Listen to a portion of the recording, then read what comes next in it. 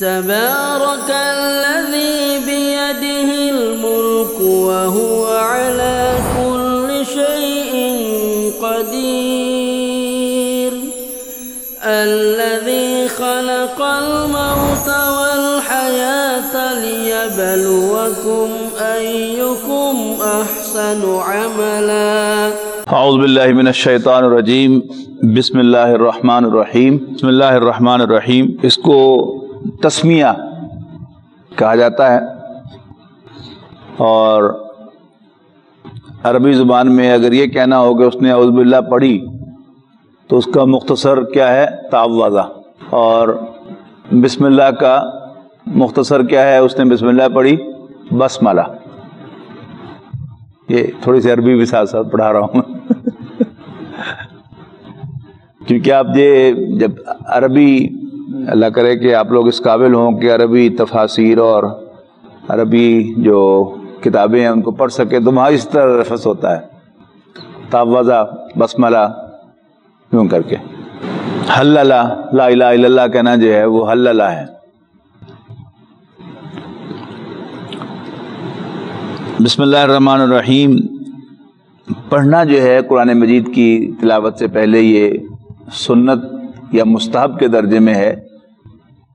اگر زندگی میں ایک مرتبہ بھی آپ قرآن مجید پڑھنے سے پہلے بسم اللہ پڑھ لیں تو وہ فرض ادا ہو جاتا ہے، اس لیے کہ ایک ہی دفعہ کہا گیا ہے اقرا بسم ربک، جبکہ تعوذ جو ہے اس کے بارے میں تاکیداً کہا گیا اذا قرأت القرآن فاستعذ باللہ من الشیطان الرجیم۔ جب بھی قرآن پڑھو تو شیطان مردود سے اللہ تعالیٰ کی حفاظت میں ضرور آ جایا کرو۔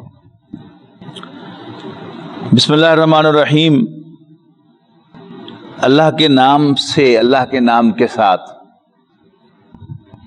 یہاں معذوف مانا جائے گا، میں شروع کرتا ہوں اللہ کے نام کے ساتھ، اور اگر شروع کرتا ہوں نہ بھی کہا جائے تو بھی وہ مفہوم جو ہے وہ کیری کرتا ہے، جیسے ان دا نیم آف اللہ، انگریزی میں آپ اس کا بامحاورہ ترجمہ دیکھتے ہیں ان دا نیم آف اللہ۔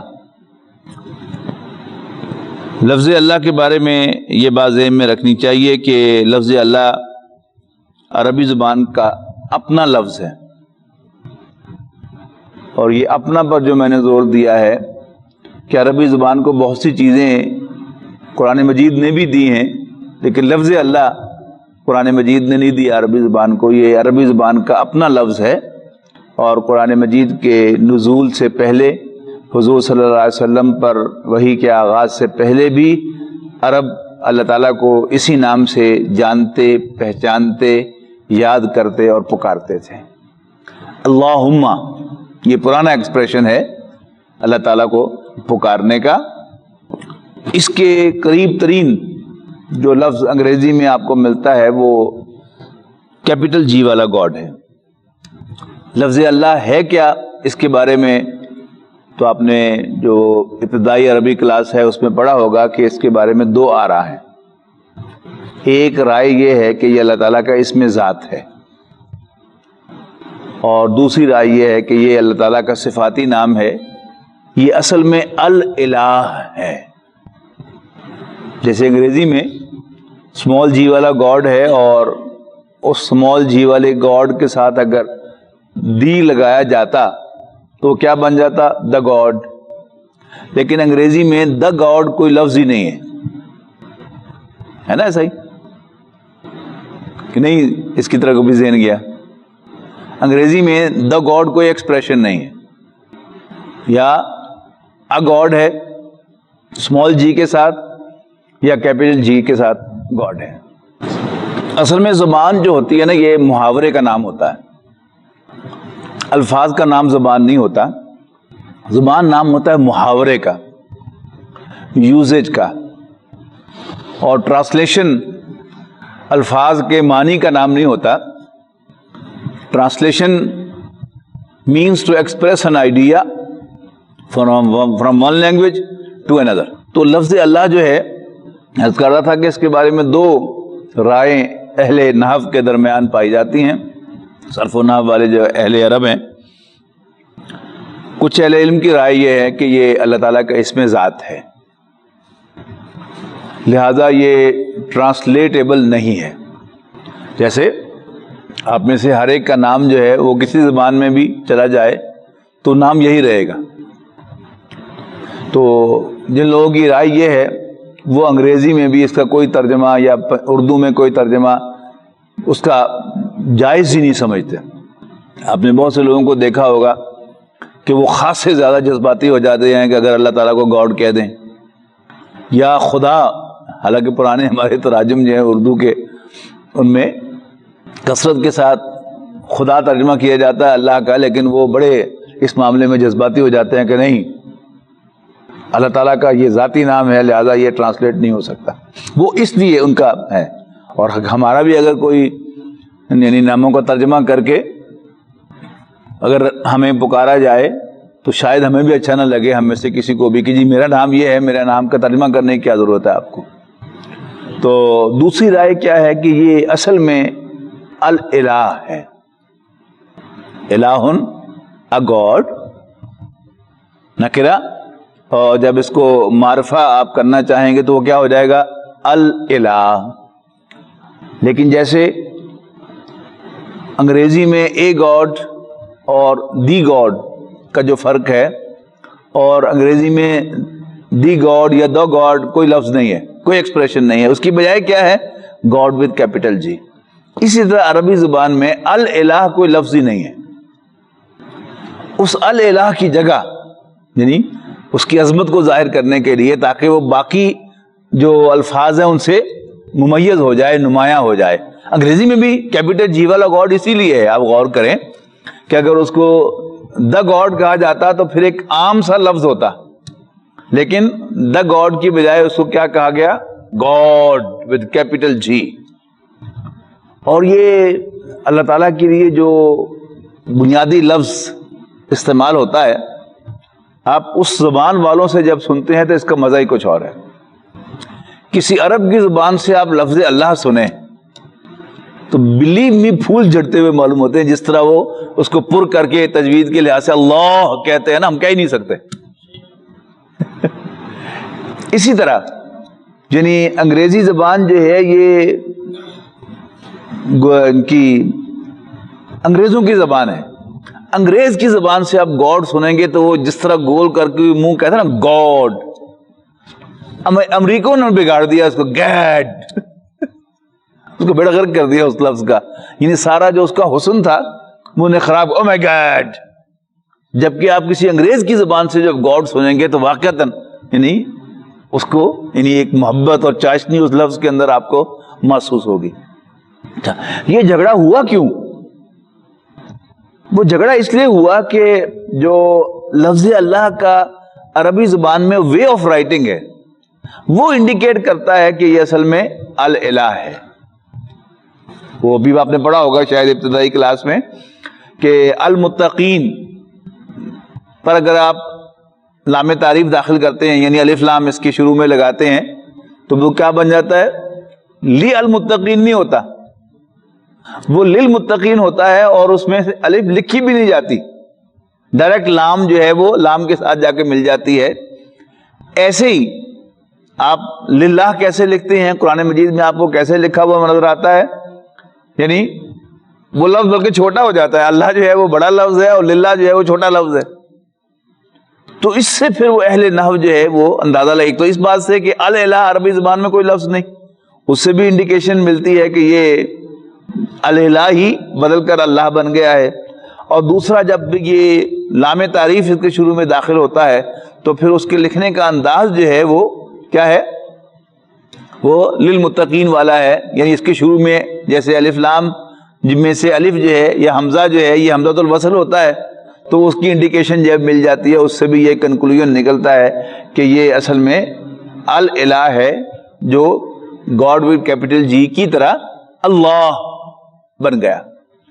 اس سے اللہ تعالیٰ کی ایک یونیکنس کہ یہ عام ناموں جیسا نہیں ہے اس کی طرف ایک اشارہ مل گیا. اس کے بعد اللہ تعالیٰ کی دو صفات کا ذکر ہے، الرحمن اور الرحیم. یہ دونوں اللہ تعالیٰ کے نام جو ہیں ان کا مادہ جو ہے وہ ایک ہی ہے، را ہا اور میم، جس سے رحمت بنا ہے. تو عام طور پر جو اس معاملے میں رائے پائی جاتی ہے ہمارے اہل علم کے درمیان وہ یہ ہے کہ رحمان میں اللہ تعالیٰ کی صفت رحمت کے جوش و خروش کا اظہار ہوتا ہے، جبکہ الرحیم میں اللہ تعالیٰ کی صفت رحمت کے دوام کا ذکر ہوتا ہے. پھر اسی کو یوں کہہ دیتے ہیں کہ اللہ تعالیٰ رحمان الدنیا، یعنی اللہ تعالیٰ کی دنیا میں جو رحمت کا ظہور ہے وہ ٹھاٹھے مارتے ہوئے سمندر کی مانند ہے، جس سے اللہ کے دشمن بھی فائدہ اٹھاتے ہیں. اللہ تعالیٰ نے اپنی نعمتیں دنیا میں اپنا انکار کرنے والوں کا پر بھی تنگ نہیں کی، بلکہ ان کو زیادہ ہی دے دیتا ہے وہ. تو دنیا میں وہ رحمان ہے، لیکن آخرت میں وہ رحیم ہے. رحیم کیسے اس کا ظہور ہوتا ہے کہ اللہ تعالیٰ جس کو بھی اپنی رحمت سے نوازے گا آخرت میں، تو پھر وہ کبھی اس کی رحمت ڈسکنٹینیو نہیں ہوگی، ان انٹرپٹڈ اس رحمت کا ظہور ہوگا. تو اس معنی میں وہ کیا لیتے ہیں مراد کہ رحیم جو ہے یہ دوام کے ساتھ یہ آخرت ہے. لیکن ایک بڑی اہم رائے شاید آپ کے لیے نئی ہو، وہ یہ ہے کہ الرحمن جو ہے یہ عبرانی زبان میں اللہ اور کیپٹل جی کا ریپلیکا تھا. جیسے انگریزی میں اللہ تعالیٰ کے لیے لفظ گاڈ ہے کیپٹل جی والا، اور عربی میں لفظ اللہ ہے. اسی طرح عبرانی زبان میں اللہ تعالیٰ کے لیے جو اس میں ذات کی طرح یعنی معلوم ہوتا ہے وہ الرحمن ہے. اچھا، اب اس کی دلیل کیا ہے؟ آپ پوچھیں گے کہ یہ کہاں سے آ گیا؟ قرآن مجید میں یہ بات جو ہے اس کی دلیل ہمیں مل جاتی ہے. یعنی قریش نے اللہ تعالیٰ کے کسی بھی صفاتی نام پر اعتراض نہیں کیا. اللہ تعالیٰ نے کتنے صفاتی نام استعمال کیے ہیں؟ العزیز کہا ہے، الغفور کہا ہے، الودود کہا ہے، الرحیم کہا ہے، الستار کہا ہے، الغفار کہا ہے، الغنی کہا ہے، الموتی کہا ہے، الحی کہا ہے، القیوم کہا ہے. کسی پر اعتراض کیا؟ اعتراض کس پر کیا؟ الرحمن پر، کہ اللہ کو تو ٹھیک ہے ہم جانتے ہیں، ہم الرحمن ہو، یہ رحمان کون ہے؟ اور پھر کہیں فرمایا کہ قل ادعوا اللہ عبدوا الرحمن ایما تدعوا فلہ الاسماء الحسنی، کہ تم اللہ تعالیٰ کو الرحمن کہہ کر پکارو یا اللہ کہہ کر پکارو، کوئی فرق واقع نہیں ہوتا. فلہ الاسماء الحسنی، سارے اچھے نام اسی کے ہیں. تو معلوم ہوا کہ یعنی اگر تو یہ الرحمن اللہ تعالیٰ کی ایک صفت کے طور پر ہو تو کیا انہیں عربی نہیں آتی تھی؟ کیا انہیں فعلان کے وزن پر جو مبالغے کا صیغہ ہوتا ہے وہ انہیں نہیں آتا تھا؟ انہیں کنسرن یہ تھا. پھر اسی کا ثبوت ہے کہ قریش نے اس بات کو بھی یعنی موضوع بحث بنایا حضور صلی اللہ علیہ وسلم کے ساتھ الجھنے کے لیے کہ تم ہمیں کہتے ہو کہ اللہ کے سوا کوئی معبود نہیں ہے، اور جو ہم نے اللہ کے یعنی شریک بنائے ہیں ان کی نفی کرتے ہو، ان کو کنڈیم کرتے ہو، اور یہ بنی اسرائیل کے خدا ہیں حضرت مریم اور حضرت عیسیٰ علیہ السلام، ان کو بڑا سر پہ چڑھاتے ہو. کرے نا اٹیچ. یعنی اللہ تعالیٰ کو بھی الرحمن کو بھی وہ بنی اسرائیل کا خدا کہتے تھے. اور ایک بڑا دلچسپ میرا شغل ہے، جب بھی کبھی موقع مل جائے تو میں ڈکشنری سامنے آئے تو میں اس میں سے کوئی لفظ ذہن میں آ جائے تو میں اس کو دیکھتا ہوں، عادت پڑی ہوئی ہے ترجمہ کرتے ہوئے. تو ایک دفعہ میں نے ایسے ہی آکسفورڈ میں لفظ اللہ بھی دیکھ لیا کہ اس کا یہ کیا ترجمہ لکھتے ہیں، تو اس کا ترجمہ تھا گاڈ آف دا عربز. تو اگر اللہ جو ہے وہ گاڈ آف دا عربز ہے تو پھر الرحمن جو ہے وہ God of the sons of Israel, کہ وہ اسرائیلیوں کا خدا ہے. اس لیے کہ ان کی عبرانی زبان میں الرحمن کو وہی مقام حاصل ہے جو عربی میں اللہ کو اور انگریزی میں کیپٹل جی والے گاڈ کو. تو یہ دونوں ذہن میں رکھیے گا کہ یعنی اس کو آپ اللہ تعالیٰ کی صفت بھی مانیں اور اللہ کا بدل بھی مانیں. کہ جیسے یعنی اللہ عربی زبان میں اس طرح عبرانی زبان میں الرحمن ہے. اچھا اگر آپ یہ بات جو ہے وہ سمجھ لیں گے تو پھر آپ کو وہ ساری آیات جو ہیں وہ خود بخود کنیکٹ ہوتی چلی جائیں گی اور سمجھ میں آتی چلی جائیں گی. یعنی جب تک یعنی حضرت حافظ احمد یار صاحب رحمہ اللہ نے یہ بات نہیں بتائی تھی تو اس وقت تک جو ہے وہ سمجھ نہیں آتی تھی کہ کیوں اعتراض ہے. یعنی وما الرحمن وہ کیوں کہتے ہیں. تو الرحمن اگر یہ مان لیا جائے کہ وہ الرحمن بنی اسرائیل کا خدا سمجھتے تھے تو پھر وہ ساری آیات جو ہیں وہ آپ کی سمجھ میں آ جاتی ہیں. باقی رہا بسم اللہ الرحمن الرحیم کا ہمارے دین میں مقام مرتبہ. حضور صلی اللہ علیہ وسلم نے انکریج کیا ہے کہ ہر اچھا کام جو ہے وہ اللہ کے نام سے شروع کرو. اچھا اب جو پچھلی دفعہ میں نے آپ کو اشارہ کیا تھا کہ ہمارے ہاں جو اختلاف ہے یعنی وہ بسم اللہ سے ہی شروع ہو جاتا ہے. وہ بسم اللہ سے اختلاف کیا ہے کہ امام شافعی رحمۃ اللہ علیہ کے نزدیک قرآن مجید کی ہر سورت کی پہلی آیت بسم اللہ الرحمن الرحیم ہے اور اسی کے قائل اہل حدیث حضرات بھی ہیں ہمارے یہاں. اچھا اب احناف کے نزدیک بسم اللہ الرحمن الرحیم کا جو جملہ ہے یہ قرآن مجید میں صرف سورہ نمل میں آیا ہے. حضرت سلیمان علیہ السلام کے خط میں انہو بسم اللہ الرحمن الرحیم انہو من سلیمان انہو بسم اللہ الرحمن الرحیم.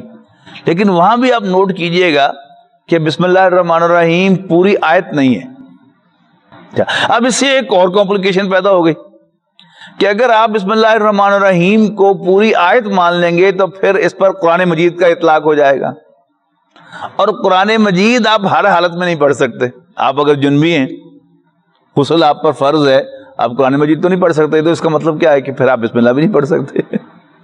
لیکن اگر آپ جو ہے اس کو یعنی ہر سورت کی پہلی آیت نہ مانے اور صرف سورہ نمل کی ایک آیت کا حصہ مانے تو پھر اس پر علیحدہ اس کو پڑھنے پر قرآن مجید کا اطلاق نہیں ہوگا. تو you will be at ease کہ آپ ہر حالت میں بسم اللہ الرحمن الرحیم پڑھ سکتے ہیں. اور پھر یہ یعنی مردوں کے لیے تو شاید اتنا مشکل نہ ہو. چلو ہر وقت وہ جو حالت جنابت میں نہیں ہوتے عورت جو ہے وہ تو یعنی ہفتہ بھر جو ہے وہ ناپاکی کی حالت میں رہتی ہے تو پھر اس کے لیے تو پھر یہ مسئلہ پیدا ہو جائے گا کہ وہ ان ایام کے اندر بسم اللہ الرحمن الرحیم پڑھ ہی نہیں سکتی. تو اس میں ایک آسانی کا لیکن اصل میں جو ہمارے یہاں فقہ کے اختلافات ہوتے ہیں وہ ایک بیس ہوتا ہے. اگر آپ کو بیس جو ہے وہ سمجھ میں آ جائے تو پھر مزہ آتا ہے ان اختلافات کو پڑھنے کا. اور اگر آپ ان کی تہ تک نہ پہنچے بیس تک نہ پہنچے تو پھر بڑی کوفت ہوتی ہے کہ یار مولوی لڑتے رہتے ہیں. اس کے بعد ہے جی آغاز. اچھا اب امام شافعی کے نزدیک قرآن مجید کی پہلی آیت پھر کون سی ٹھہری؟ بسم اللہ الرحمن الرحیم. جبکہ احناف کے نزدیک اور جو جمہور ہیں ان کے نزدیک قرآن مجید کی پہلی آیت جو ہے وہ کیا ہے؟ الحمدللہ رب العالمین. اچھا اس کے بعد حمد جو ہے یہ تعریف کے لیے آتا ہے لیکن کلمہ الحمدللہ جو ہے یہ عربوں کے ہاں اللہ تعالیٰ کا شکر ادا کرنے کا کلمہ ہے محاورے میں. یعنی حمد کے اپنے معنی شکر کے نہیں ہیں لیکن الحمدللہ فللہ الحمد یہ عرب جو ہے وہ اللہ تعالیٰ کا شکر ادا کرنے کے لیے یہ کلمہ استعمال کرتے تھے. جتنے بھی یعنی آپ مسنون دعاؤں کے اندر دیکھیں قرآن مجید کی دعاؤں میں دیکھیں جہاں بھی اللہ تعالیٰ کا شکر ادا کرنا ہوتا ہے وہاں کیا ہے؟ الحمدللہ. حضرت ابراہیم علیہ السلام کی دعا کی طرف میرا ذہن جا رہا ہے الحمدللہ الذی وہب لی علی الکبر اسماعیل و اسحاق. تو سارا شکر اس اللہ کا ہے جس نے مجھے بڑھاپے میں ابراہیم و اسحاق عطا فرمائے. ٹھیک ہے نا. تو بعض لوگوں نے تو اس سے یہ کنکلوڈ کر لیا کہ شاید حمد کے معنی ہی شکر کے ہیں. حمد کے اپنے معنی شکر کے نہیں ہیں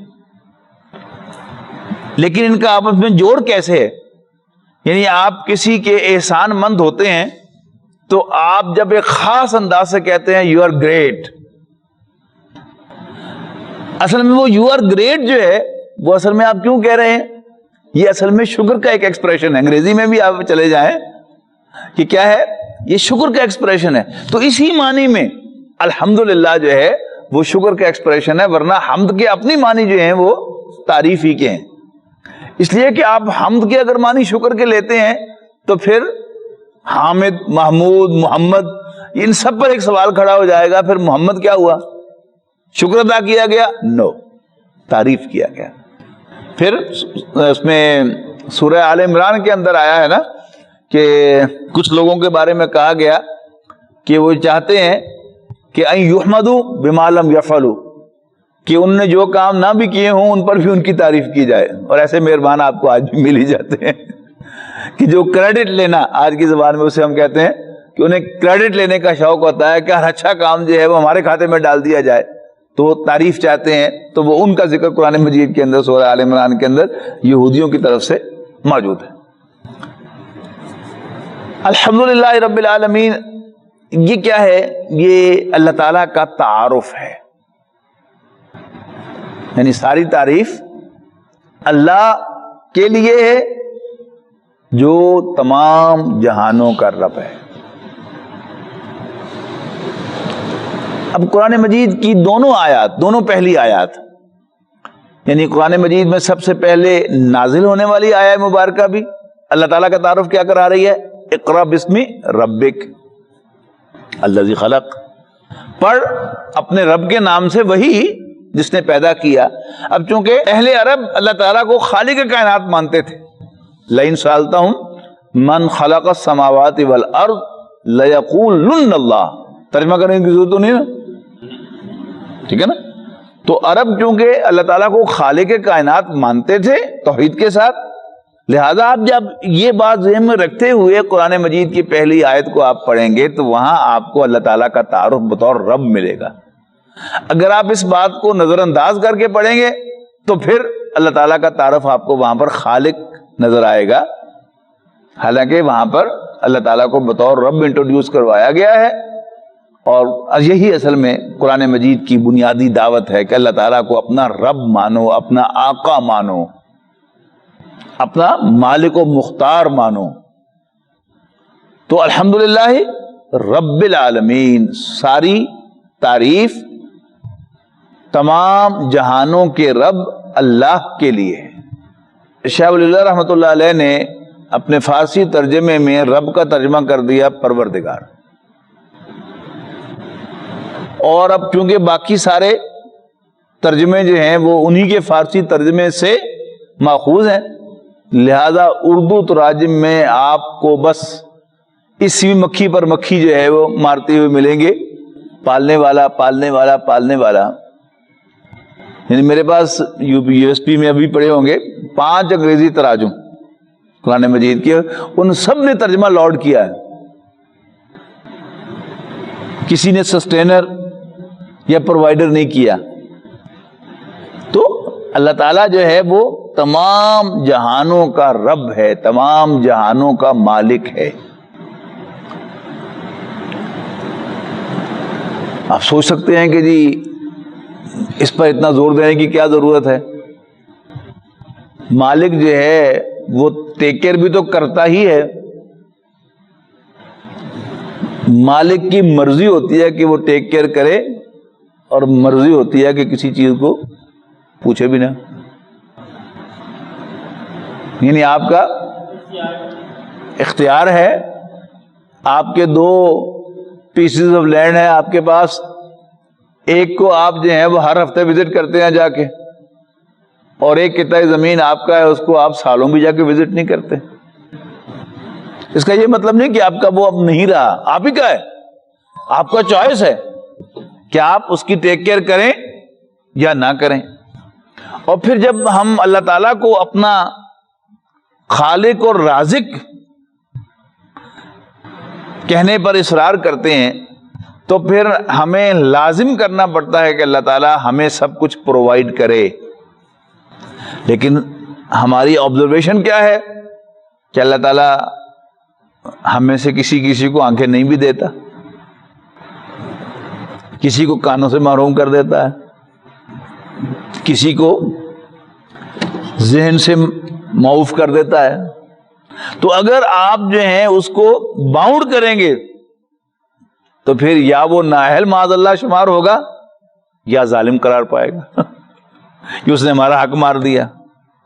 تو اگر آپ اس کو مالک کہیں گے تو پھر مالک پر غلام کا کوئی حق نہیں ہوتا.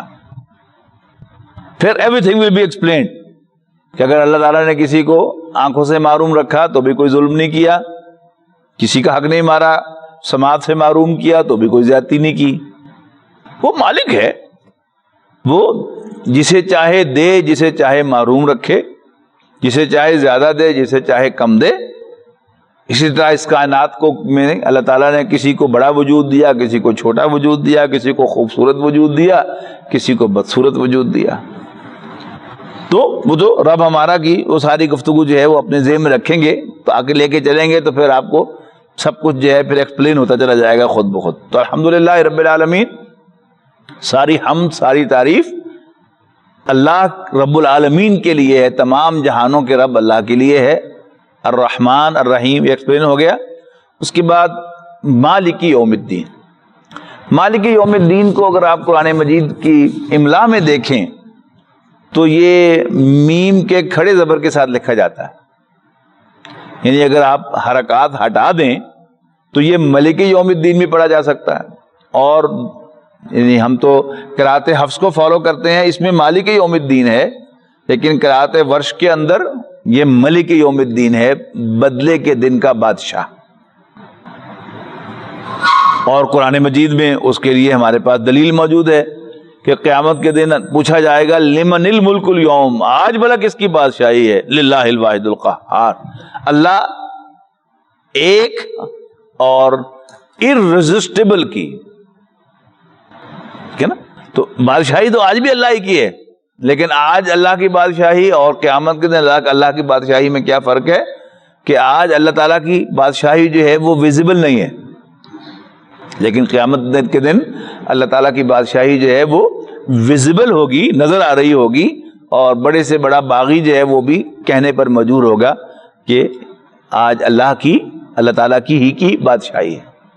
تو ملک یوم الدین, تو وہ اگر آپ ملک پڑھیں تو پہلی بات تو یہ ہے کہ روایت کی روح سے وہ غلط نہیں ہے اور ترجمے کی روح سے بھی وہ غلط نہیں ہے, بلکہ اگر آپ غور کریں تو وہ زیادہ اپروپریٹ ترجمہ آپ کو معلوم ہوگا اس آیت کی روشنی میں کہ ملک یوم الدین اللہ تعالیٰ بدلے کے دن کا بادشاہ ہے. چونکہ دن کا مالک یہ کوئی ایکسپریشن ویسے بھی کوئی سوٹیبل ایکسپریشن نہیں معلوم ہوتا. اگر آپ دن کا بادشاہ کہیں تو وہ زیادہ مناسب معلوم ہوتا ہے, اس لیے کہ دن کوئی جو ہے وہ ملکیت والی چیز نہیں ہے, ہاں حکومت ہوتی ہے. تو آج کس کی بادشاہی ہے؟ للہ الواحد القہار.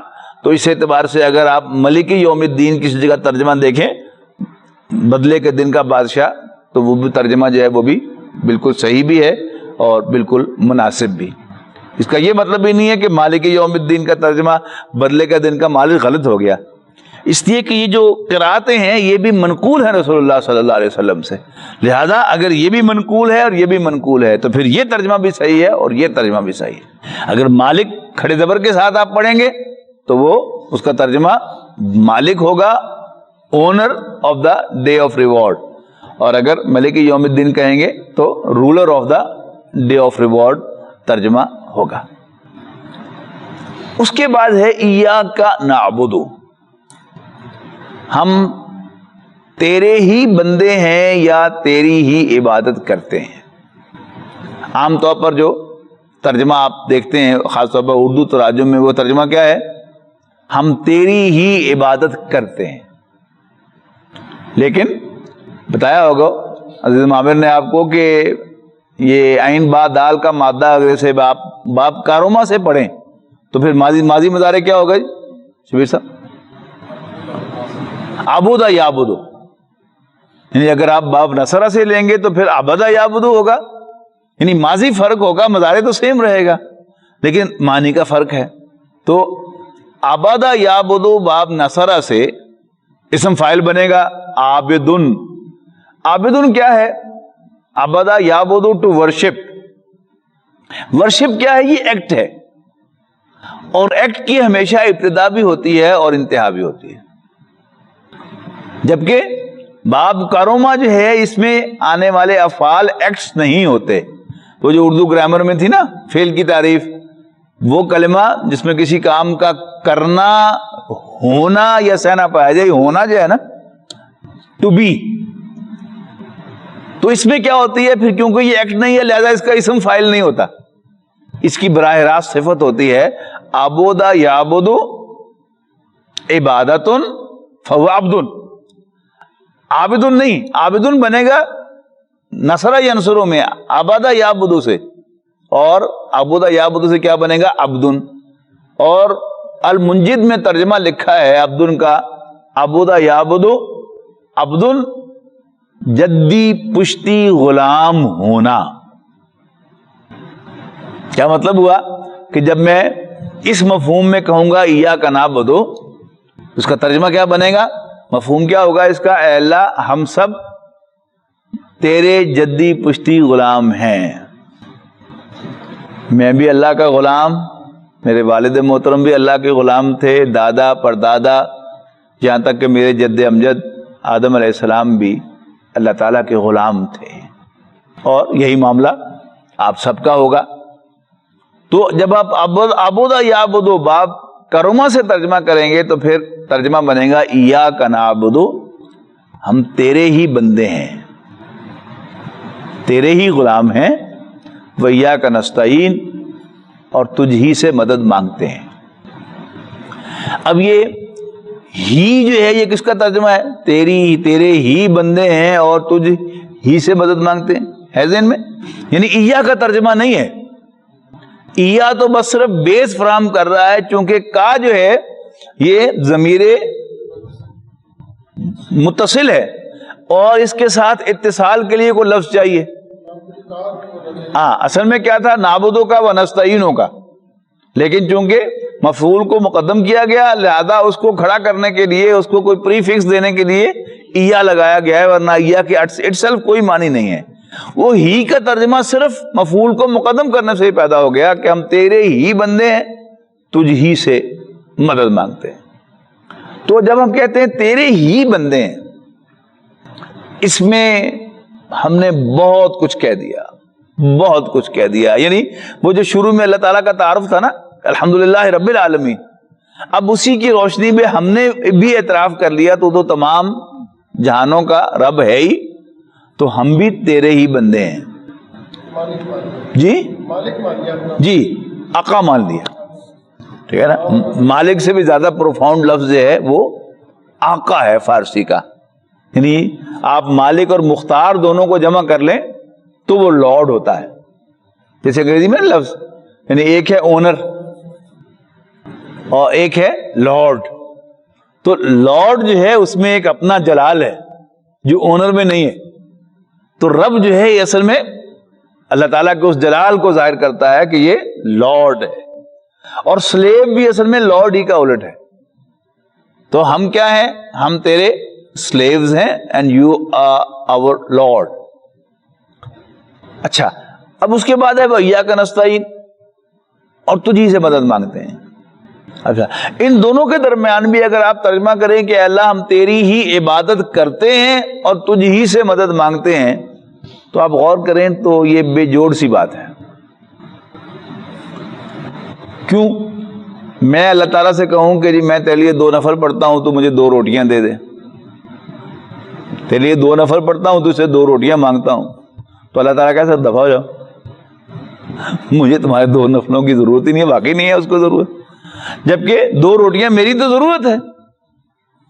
لیکن اگر ہم ترجمہ کریں ایاک نعبدو باب کروما سے، ہم تیرے ہی بندے ہیں، تیرے ہی غلام ہیں.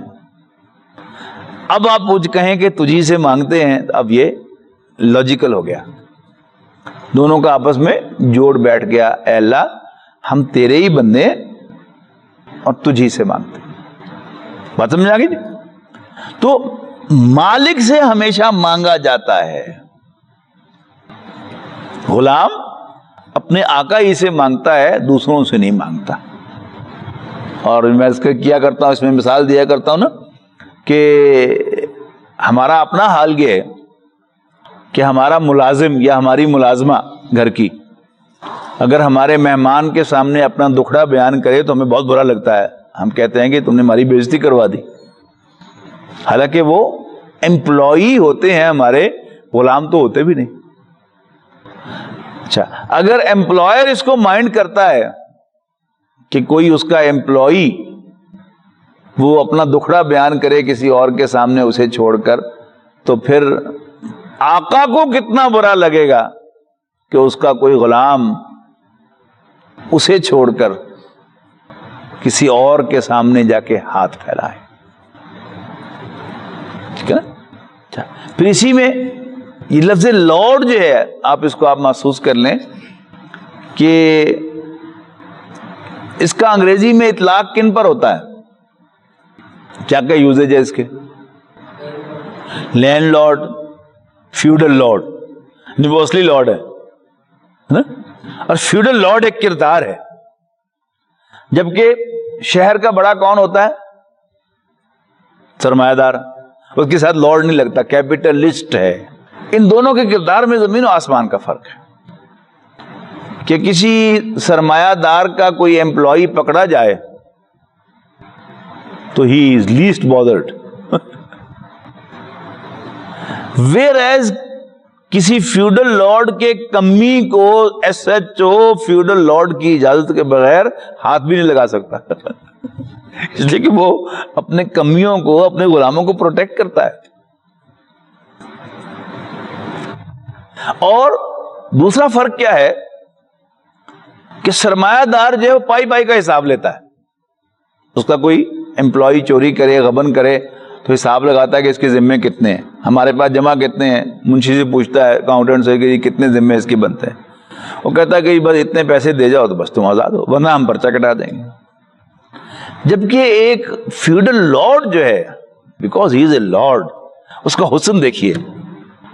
اس کا جب کوئی کمی چوری کرتا ہے تو صرف اس کو سمن کرتا ہے، اور اگر وہ ہاتھ جوڑتا ہوا اور یوں کر کے سلام کرتا ہوا حاضر ہو جائے تو بس اس کو ایک آدھ ٹھڈا لگاتا ہے، ایک آدھ گالی دیتا ہے، and the matter is finished. تو اللہ تعالیٰ کو اگر جب آپ قرآن مجید میں جو اس کی شان بیان ہوئی ہے کہ یا عبادی الذین اسرفوا علی انفسہم لا تقنطوا من رحمت اللہ ان اللہ یغفر الذنوب جمیعا، تو یہ لارڈز ایٹیچیوڈ ہے، یہ امپلائرز ایٹیچیوڈ نہیں. جدید تراجم میں یعنی عبد کا ترجمہ جو ہے ڈاکٹر محسن خان صاحب نے بڑی زیادتی کی ہے، میں سمجھتا ہوں کہ ہمبل سرونٹ ترجمہ کر دیا اس کا. Servant is a servant no matter how humble is he. تو اللہ تعالیٰ کے ہم سرونٹ نہیں ہیں، ہم اس کے غلام ہیں.